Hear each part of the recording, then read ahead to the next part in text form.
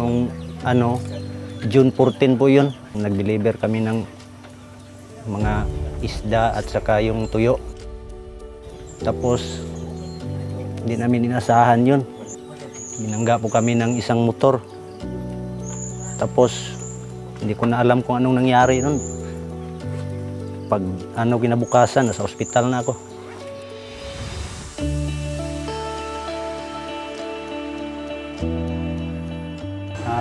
Dati, noong 17 pa lang ako, nadisgrasya kami ng motor. Na-hit and run kami na nagsalpukan talaga.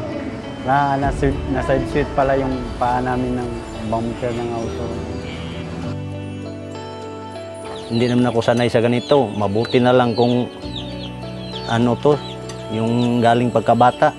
Hanggang ngayon, palagi bumalik sa isip ko yung mga dating gawain ko, namimiss ko yun lahat.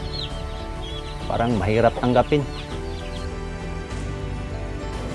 Dahil din sa PWD, sabi nila hindi lang ikaw nagkaganyan.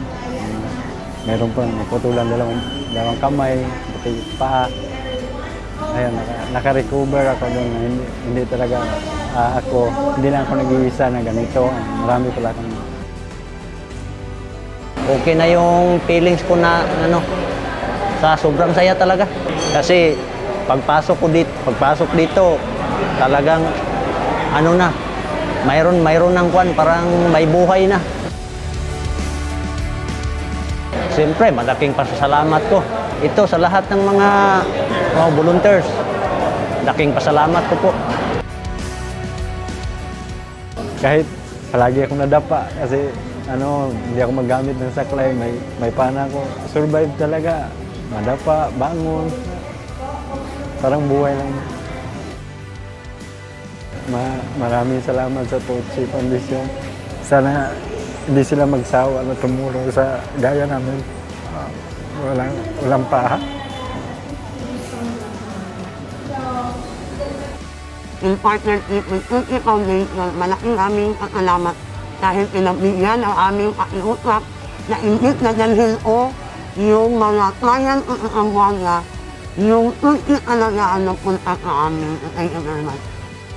We feel honored, grateful, and very happy na lahat ay roon ng bagong buhay, bagong paa, at saka bagong pag-asa. It inspires them to work with and work for the family.